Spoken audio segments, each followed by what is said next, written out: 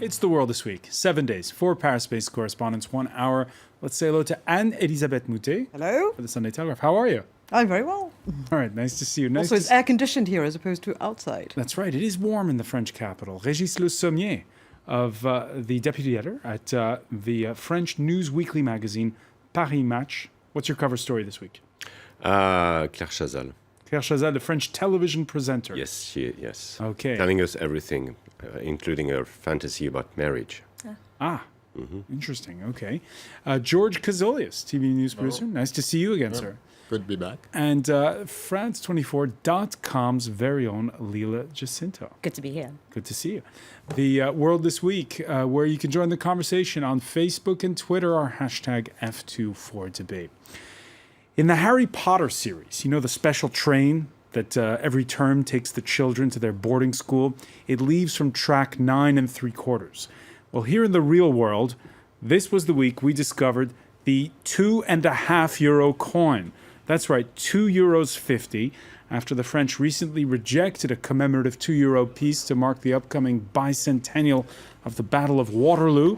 The Belgians finding a way to fete Napoleon's defeat in the suburbs of Brussels. Why the odd figure? They won't need the green light of Eurozone partners, and it will only be legal tender inside of Belgium.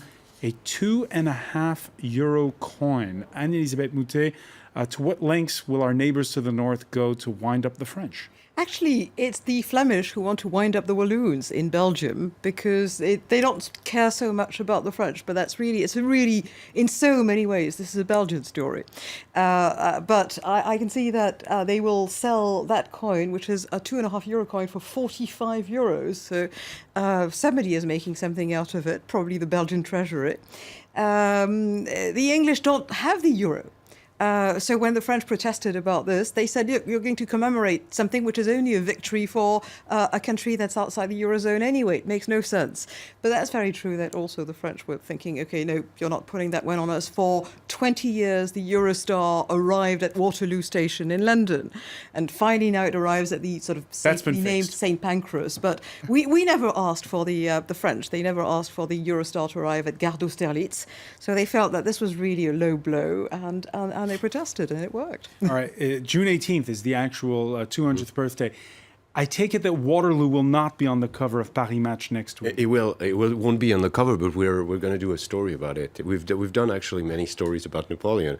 The irony with Waterloo is the best remembered figure about Waterloo is Napoleon. No one talks about Wellington. No one talks about. And when you go on the spot, there's no there's no place commemorating the victory of the British. It's all about Napoleon. What will become of Napoleon after? What he's done before? His old legacy. This is all about Napoleon. So it's fun, and we're doing a lot of stories about Waterloo. And how do readers feel about Napoleon?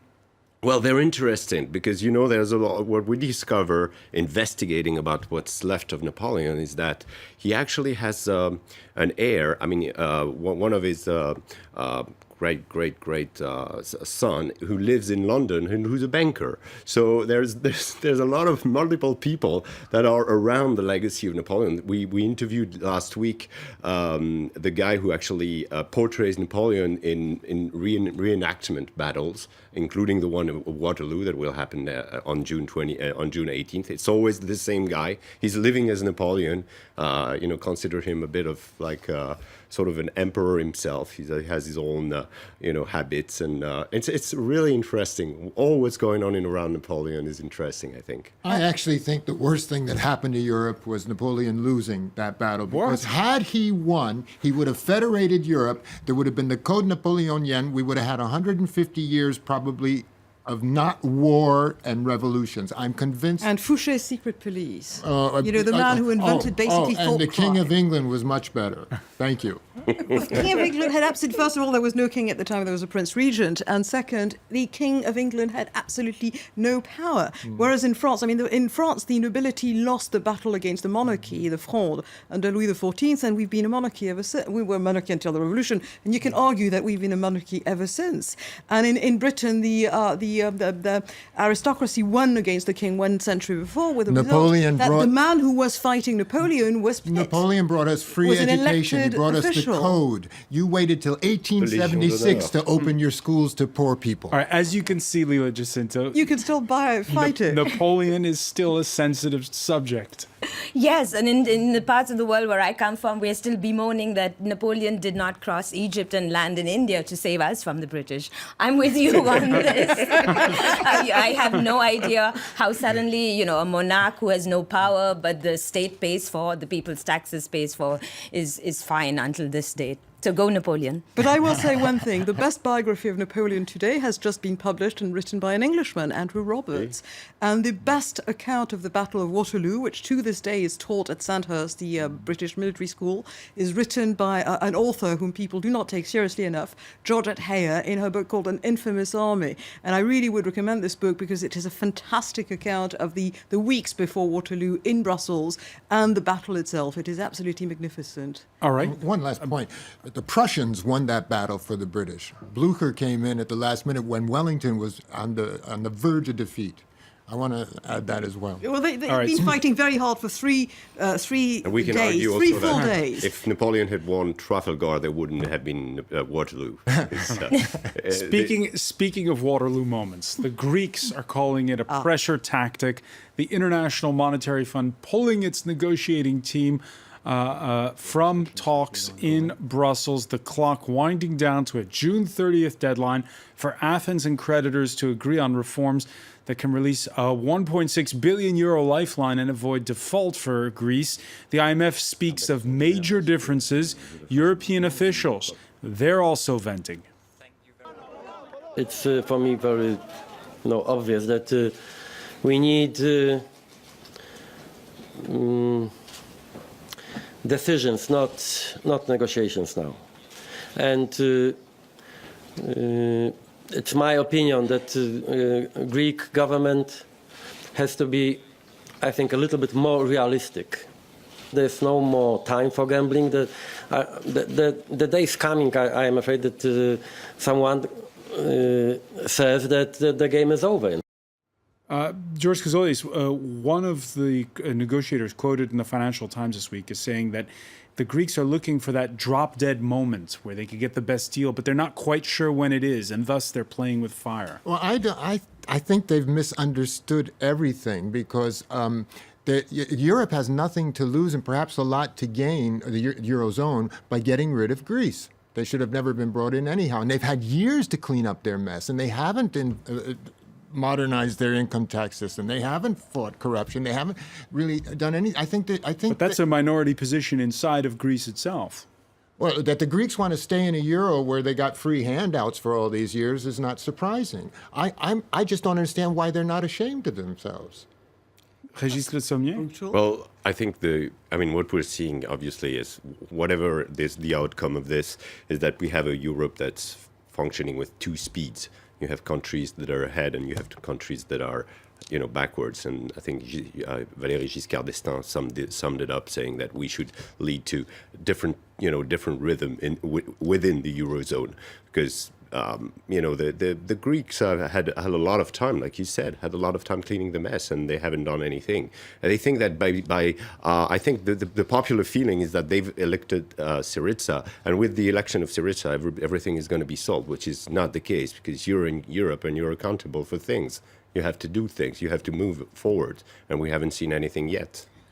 I actually understand, when you say why are the Greeks not ashamed of what they're doing? I understand why they aren't, because their leaders let them down, and Greece is absolutely hurting. And that's not true. The corruption goes from top to bottom in Greece. I saw it myself. Fakalaki, in every guichet you go to, they are corrupt from top to bottom, and it hasn't changed. As is there corruption everywhere. Well, then they should be ashamed of themselves. The problem when we start covering these things, these financial institutions which have these intricate rules and laws which we're explaining to people, and then once again, we fundamentally forget the big picture, which is there is no room for the Greek economy to grow. Most of these bailouts are going into debt repayments or interest, giving really no leeway for an economy to grow. And, this is not a sustainable platform. The IMF has its own set of rules and regulations. We get trapped on this roller coaster. And, the Greeks don't see how their economy is ever going to come up to standard where they're going to get out of this mess. One point which I think is worth making is that the IMF went into Greece early enough and they decided to order the usual IMF recipes. And I might say, in places like South Korea or Chile, the IMF recipes work fine. The thing about Greece is that Greece has the euro, so they couldn't do competitive devaluation, and they were stuck with this much overvalued currency for their economy, and which is why they're hurting so much, which is why they had a loss in standards of living of almost the 40-50% in cases. And it's really, today we might be talking later on about Dominique Strauss-Kahn and his judiciary fate in France, but as head of the IMF, he went in and what he did, and like every Frenchman who's head of the IMF, he's defended not the country Greece, which is what the IMF is supposed to do, but the currency, the euro, which is the rest of Europe, but not necessarily Greece. So Greece is between a rock and a hard place. Then again, why is Portugal? Why Portugal managed to do it? Why Spain is on the verge of recovering, and why Greece is not moving forward? I mean, George is absolutely right that the Greek system was basically in La La Land since the Papandreou government of the early 80s. They were lying about the statistics, they were lying about the figures, and it's perfectly true that very few people pay taxes. The shipping is part of the Greek economy, but they're all based in Liberia or such places. And the Greek church owns vast tracts of Athens and doesn't pay tax on it. So I'm not saying that the country is not reformable, but when you come to a crisis, there are things that you've got to do, and it's all a question of timing. And right now, they haven't got the leeway that devaluation would give. That's an important point, because there is the issue. We can look at past mistakes, but we also have to look at the present and the future. And one of the big problems is the political will to do things. Grece talking about how the political will when it comes to the Eurozone. For the Greeks, the issue of restoring pride. The Greek Prime Minister returning from Brussels and attending the grand reopening of state broadcaster ERT, which had abruptly been shut as part of the austerity measures. The Syriza leader keeping his poker face and throwing down the gauntlet once again to those negotiators. I will only say a few words. ERT was not reopened by the government. ERT was reopened by the struggles of the workers. ERT was reopened by the 2-year-long struggles of the Greek people against barbaric and illogical policies.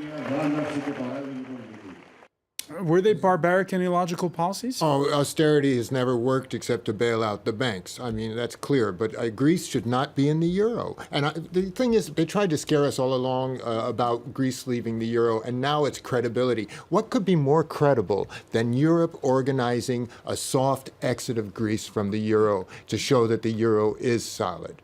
That would be the best thing. And then the Greeks could inflate themselves out of this mess a little bit. That could be a solution, but it's symbolic, because Greece, I think, is when you talk about Europe historically, culturally, Greece is it's something that we conceive as part of Europe, as even the birth of democracy and all this. So there's this very symbolic system, and then once a country is left, I mean, well, with all the whole history of the Eurozone has been adding countries. So if one is leaving, then, of course... And that was the point, of course, made by Alexis Tsipras in an interview he gave to Corriere del Sera this week, that it's the beginning of the downfall of the euro if Greece leaves. Could be. I don't believe that. I really don't believe that. I mean, maybe 2 euros, one for the South. The Germans never wanted the southern countries in anyhow, maybe 2 euros, as some people are talking. At any rate, the Germans have nothing to lose. They'll always have a strong currency no matter what happens. They'll have a too strong currency, actually, because it's very useful for German exports to have the euro at the current level. It's too high for the Greeks, but it's perfect for the Germans. So you might argue that it's too low, and you just have to look at what happened to the Swiss franc to see what happens to a too strong currency. So it is not in their interest for Greece to lose this ballast and go up, up, up. It's funny because it all overshadowed this week. There was this EU Latin America summit.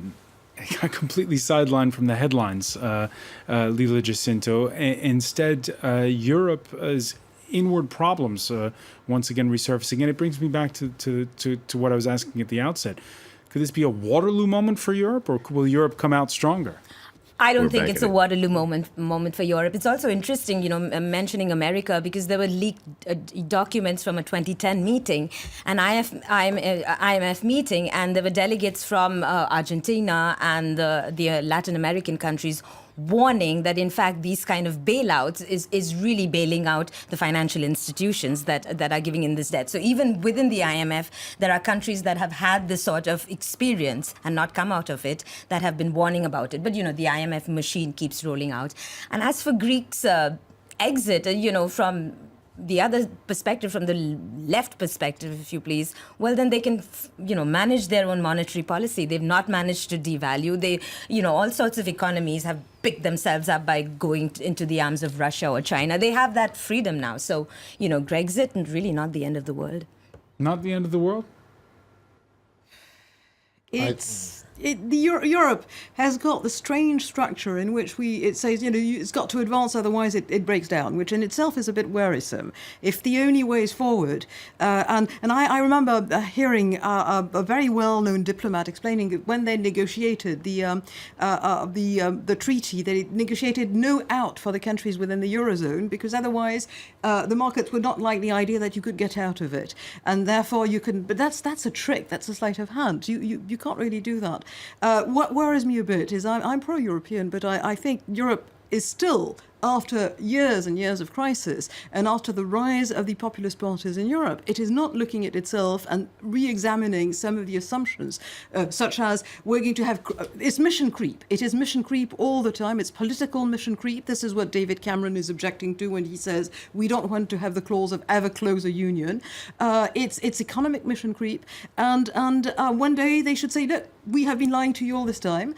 We had the best of intentions. We're good people. But there's a moment when you've got to treat European citizens like adults. And that's the only way, I think, to keep Europe alive. It's interesting because I find that the Greeks are behaving like a teenage brat who's mouthing off to his parents just after they bought him a car and paid his college tuition. George Cousolis. Oh, no mercy. No mercy. No mercy on your, love, huh? Hey, on your ancestors. I was in the hospital in Greece. I know what that's all about. Okay. Wow. Well, we'll see when we graduate to talking about mission creep, when we talk about Iraq when we come back.